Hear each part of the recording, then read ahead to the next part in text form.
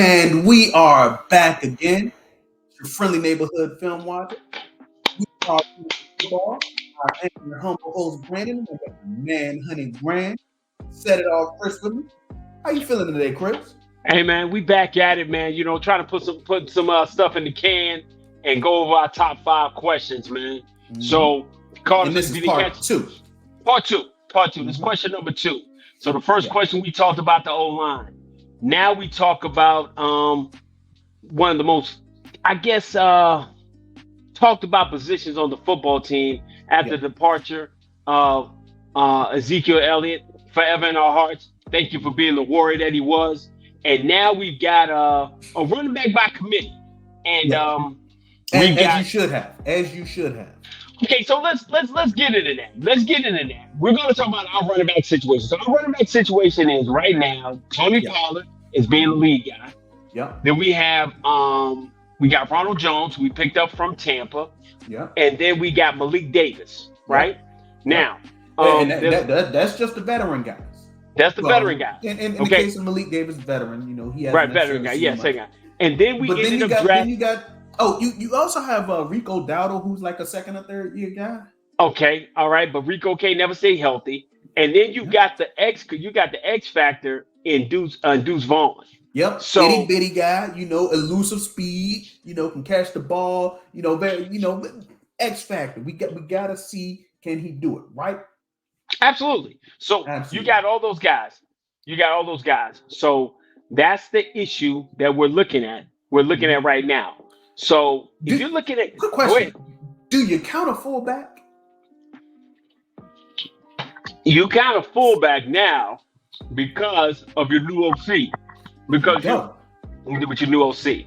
So that's gonna be that's another one of our questions we got to talk about. So with the new OC on board, Mike McCarthy calling, and with Schottenheimer as being his OC. Yeah. I think we're running what you would call Tex Coast offense. Yeah, the Tex Coast. Yes, the Tex Coast. So with the Tex Coast offense, we're going to introduce a fullback again. So, and you got the young guy from North Dakota State. And you got, say his name again? Hunter Lepke. Okay, so you got Hunter Lepke as your fullback. So now, you got a committee of backs. So with that being said, we have to look at how we want to use a running back and so give everybody your philosophy, Brandon, on a running back, because we ain't been in for a minute, so people may have forgotten. They may think, go ahead, pull it out, go and give it to us. All right, so I believe that the life cycle of running backs when it comes to team building is 3 steps, right? Okay. So step 1, draft a running back, right? That's simple enough. We just entered that phase, right? Draft. What round? What round do you draft them? Now, I am not a fan of drafting a running back day 1. Okay. But I believe that you can find a guy in day 2 or in the 4th round. So between that is between the 2nd and 4th round. I mean, here's the thing. Okay. If you can ideally find the guy anywhere. Isaac Pacheco was just a 7th round guy, and he was the star of the show in the Super Bowl, right? So you can really find the guy from rounds 2 to 7. Personally, I would not draft a guy in round 1. Okay. Unless what? There's no circumstances you would draft a running back in round 1. Unless it's just like an overwhelming talent. But my personal value for where he was drafted running back in this most recent draft was Tajay Spears. I believe he was a late 2nd or 3rd round guy. Yeah, we love Tajay Spears. Adored him. We adored Tajay Spears. So when he went off the board, that was a real pin toss. I was sick. You was upset. Yeah, you were a little bit upset. So I'm with you on that. I think because of the positional value, the time that you can play him, and the workload you can put on him, Yeah. you're going to get the best of him his first and second year, Yeah. and then it depreciates in value rapidly. I Now. mean, if you think about it, we got 1,600 yards out of Ezekiel Elliott his Yep. rookie year, Yep. and he And it never just and kept he went going down. down. Yeah, he kept going down every year. downhill. Yeah, right. Now, So, step two, mhm, phase 2 in the life cycle of a running back. You play him, right? You Mhm. drafted him. Now you play him, right? mhm, mhm. And that should come pretty self-explanatory to anybody who a player wants to get played, right? Right.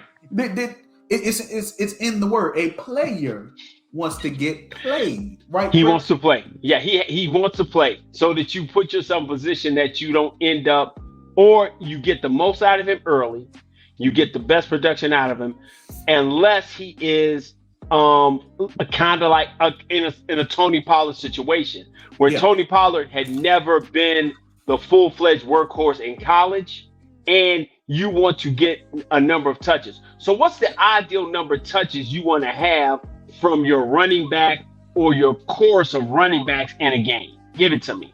I mean, that all depends on the game flow, right? Okay. That all depends on the game flow. So ideally, I can't answer that. It's team specific. Now, I will answer that for the Cowboys further on after I get done with the life cycle, right? Because the life cycle is important. The life cycle is important. Now here's the thing, Chris. After you play a guy, or while you're playing a guy, you can go back into phase 1, right? You can draft a guy while you're playing the first guy, right? Okay. I'm gonna go ahead and block. That. I want you to see the arrow. I want you to see the arrow. While you're drafting a guy, you can go, or while you're playing a guy, you can go back and draft a guy, right? Okay. So what you're saying is, in year 1, if I go get running back or A, in year 2, or in year 2, or in year 3. Okay. So and then, so now I've drafted him. I'm playing him. Now what's the other cycle of that? Now the third cycle, the third phase in the running back lifespan, right? If the guy is really good, you franchise him once. Okay. Place the franchise tag on him once, Chris. Okay. So you pay him 1 year. That's where we're at right now. That is where the Dallas Cowboys are right now. Okay. So you pay your first running back A that you drafted in the 2nd to the 7th round. Yep. You get him to because what you're saying, you get him to year 4. Yep. At year 4, you pay him big money, and then you go ahead and get that out the way because you've already drafted another running back who you're moving in the same direction. Okay, yep. I got you. Okay. And then, once rookie contract is it has extinguished itself. Right. You can then franchise tag that guy once. Right. To get an extra year. Uh-huh. And then you keep drafting. It repeats itself. Okay. This is the cycle. This right here is the cycle. Okay. So in regard to team building. So what you're basically saying is you want to have you don't. So the days of having a bell cow, Emmitt Smith, LaDainian Tomlinson, a Derrick Henry, guys like that are over. You're gonna you can have a guy that is a bell cow. You can have a guy that is a bell cow, but I would say no longer than 5 or 6 years, because that last year is going to be that franchise tag year, right? I say 5 or 6 because if you for some reason draft a guy in the first round, you get that 5th year, right? You get that 5th year option. But if you for some reason decide to go against my wisdom, right? But the thing about because Chris, I got gray hairs. It's wisdom, right? I have a lot of gray hairs. I got a gang of those. Yeah. But but the Bible says a hoary head is a crown of wisdom if obtained by righteousness. Yeah. The hoary head we've gotten and dealing with the Cowboys is dealing with trying to figure out what they're going to do. So unless a guy is an exceptional talent and the only way you get that guy in the first round like that is if he's gunned under the seat, small baby seal, locked up with a girl in the trunk kind of guy. Yeah. That you're going to be able to get him to be that guy who you'll take in the first round. But on a regular basis, what you're saying is between the second and the seventh round, I'm looking every year to bring in a guy who does something special. Like if he's a good pass catcher at the backfield, or if he can run between the tackles, or if he has, or he's a hammer, because you want to have in these games, especially with the teams in our division and our conference, to get to the other conference to play in the Super Bowl, you got to have a guy who can do it all, a jack of all trades guy, but you also need a hammer late in the game to finish games off. And that's right. That was the one thing that Ezekiel Elliott, inside of his body for his first 3-4 years, he was able to do that without exception. Absolutely. So this year, with the 4 or 5 running backs you talked about, we're kind of comfortable with Tony Pollard getting 17 to 20 touches a game. Are we still comfortable with that? Yes. I believe that since you are in phase 3 right of the running back life cycle in regards to team building, I need to go ahead and write the title. Right. Team building. Yeah. The running back life cycle in regards to team building. Here's the chart. Here's the chart. That since we're in phase 3, right, we need to go ahead and continue, because last year we said that we were comfortable giving Tony anywhere from 12 to 15. Right. That was with him being the backup guy. He proved very well that he can handle that multiple times over. Call it and haul it. That's what we call it, right? The TP moving company, right? Yeah. That's what we call it. Yeah. So now, why not take that step forward? See if he can handle anywhere from 15 to 20. Okay. There's no reason not to. The leg injury, that was one of those freak injuries. That wasn't a result of him getting too many carries. No. That was not the result of him getting too many carries. Now, that isn't to say that I don't believe that a guy like Ronald Jones, who has proven that he can be successful in Tampa Bay, right, or a guy like Deuce Vaughn, who I really liked in college, but if Deuce Vaughn was 5'10", he would have been a first rounder. Come on now. Oh, his production alone rates him to be a lot higher. Yeah. So I think that's the one thing that we're all questioning. Can Deuce play? I don't think it's the fact we don't think he can't play. Yeah. We don't know if he can take the pounding, and that's where I think we'll use him in certain situations. And we're going to have to get him definitely in space. If we had issues with Kevontae Turpin playing on the field, we got to have the same kind of feelings and issues with Deuce Vaughn playing to a higher magnitude. Even though Deuce played at a high level, Big 12, and was productive his entire career, we're worrying about the wear and tear. That's why Absolutely. I think the last guy you brought in, Hunter Lemke, has a real place where he can niche himself a mold here, or niche himself a spot, kind of in the vein of maybe a throwback, like a Mike Allstott, type thing. Absolutely. And that helps because Mike McCarthy has a history of using the fullback, right? Absolutely, yes. So you would like to see him do things that he's done before, not to a fault, not to where teams can just see Hunter Lemke on the field and just check. They're gonna know exactly what he's doing. Right. Absolutely. Just a little sprinkle, just a little seasoning on the food. Little Old Bay into it. Yeah, little Lowry's. Little Lowry's. But I think that's definitely kind of what we're looking at. Now, here's a wild card I have for you. Yes. Dalvin Cook, still out on the street? Yeah. Would you Now, being that that's against your cycle of team building, would you even fathom the thought of bringing in Dalvin Cook? If Ronald Jones, Malik Davis, or Rico Dowdle are extraordinarily bad, or if there is a camp injury. Okay. To who though? To who? To Tony? To who? I mean, any of the important guys. The important guys being Tony, Ronald, or Deuce. I do not necessarily see Malik or Rico as important guys.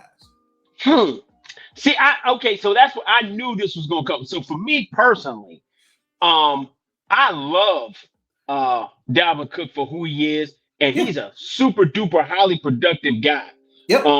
The stigma is that he kind of gets hurt a lot, but that if you go back and look at his numbers, he's not the hurt guy. He's not DeAndre Swift. You know, he plays. So my thing here's the thing about Dalvin Cook. I kind of have a superstition about Dalvin Cook. Whenever Dalvin Cook plays with the unit on his shoulder, right? Whenever he plays with the unit, right, he goes off. He gets over 100 yards. His shoulder might be hurt often, but when he doesn't play with the unit on his shoulder, he gets stagnant. Right. But whenever he has the unit to keep his shoulder in place, he's good. Goes for over 100 yards. So that being said, because he has a history of having bad shoulders, and the only way I'm thinking about bringing in a bad shoulder guy, I'm gonna between Malik Davis and Rico Dowdle. I need Malik Davis to play this year because I think Malik Davis is. I think Malik Davis can be your guy who you can put in a rotation with Ronald Jones if Tony goes out, and you can run because you're not going to take 6 running backs into the season. You may take 3, maybe 4 tops. You may take on the practice squad. That 4th guy gonna be on the practice squad. You know what? I don't think this is my feeling. I think you got Tony. Ronald's a veteran. Lumpkins your fullback. Yep. I think you take Deuce Vaughn as your duo guy. You know, because there's some guys who ain't gonna make this team. Yeah, 100%. Yeah, 100%. Yeah. Because I don't the story and the ability with Vaughn is gonna make this football team. Absolutely. Let's just get that out the way. The story alone is gonna get him the opportunity. They recorded his dad calling him. He's making this team. Man. He's making the team. So if I can get punt return and kickoff return from Deuce Vaughn, that's what he's going to do for me. Yep. You know, and even though Kevontae Turpin was a Pro Bowler, Kevontae Turpin is fighting for his absolute football life right now. So that's my feeling. So I think I love your cycle of dealing with running backs. I love it. So I can also automatically know that when we start looking in the vault and looking for players, we definitely looking for a running back in the 2nd and 3rd round. Absolutely. Okay. Absolutely. So I love the factor of that. But that's what I think. I think this is a huge year for Tony to prove if we want to not franchise him again. This is a make it or break a year for Tony that when he goes elsewhere, he can be a good compensatory pick because I don't think he makes it.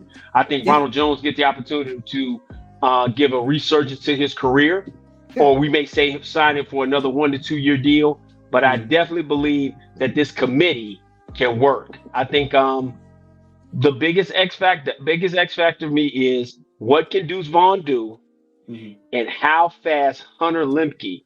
How in the world am I worried about a kid from North Dakota State? Like, you know, before last year, we was worried about the dude that went to Dakota, who played at Dakota State, not North or South, how he was going to play. Now we're basing on how we're going to think about our run game at the end of games, finishing off games, how he's going to do. So that's where I'm at with that. What about you, bro?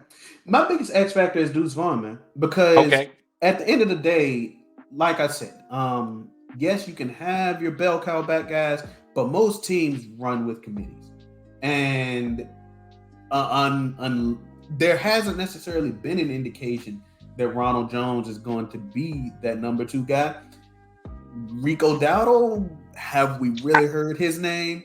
And the little bit that we saw of Malik after Tony got hurt last year, did he impress you? Oh, Malik, to me, honestly, this is for another video, but I blame the staff by not preparing Malik Davis for the playoffs. This is my feeling. It's the playoffs. You got to be prepared. But what I'm saying is, when you're limited to playmakers on your team, right? Yeah. You have got to prepare every playmaker you probably have. And let's be honest, in the Green Bay game, Malik Davis showed us he could play. He could play. I didn't like the fact that after the Green Bay game, he kind of just fell off, got to a magic closet. The OC that had him figured he couldn't use him anymore. And I think had you used Malik and went to a 3-head rotation last year down the stretch, I think you cut down the amount of interceptions you have from your quarterback. Maybe. And I think you're able to control ball games that you're winning handily by running the football, aka when you was beating Jacksonville. And that way you could have opportunity to win the division when you beat the Eagles later on in the year. But that's past history. I'm not trying to go in the past. I'm not trying, but I think Malik Davis can play. I really believe Malik Davis can play for this team and can be that kind of guy that you thought Tony Pollard was going to be in year 2 and year 3, instead of finding out he was the guy in year 3 and year 4. Of course. But yeah, I think besides that is just not necessarily an X factor, but just interest in Hunter Lefke. I want to see what type of packages they use him in once training camp is done. No doubt, without question. That's it, man. Anything else? Man, that's about it, man. 22 minutes, man. We getting in and out on these things, man. Mm-hmm. So if we doing that, man, you might be driving to work, man, and you just need a little flavor, a little seasoning as you drive and you sit in traffic. So if you've been with us this long, man, make sure you hit the like button. Smash that joker, man. Make sure if you get opportunity, you can share with your homies like, yo, my dudes, frankly, football, we back. They back on the streets. Go ahead and share it, man. But more importantly, man, make sure you go ahead and drop a comment. Let us know you're feeling this content. Make sure you're feeling what we're doing, man. See if we all based. See if you add to the conversation. We definitely love it, man. So as always, man, I'm the sidekick. I'm that dude in the background. I'm the guy that's bringing water to the superhero while he's fighting the arch villain, man. I am Set It On Chris, man. And this is my main man forever and ever, man. Brandon, better known. And we together. We are Frankly Football. And until next time. Peace.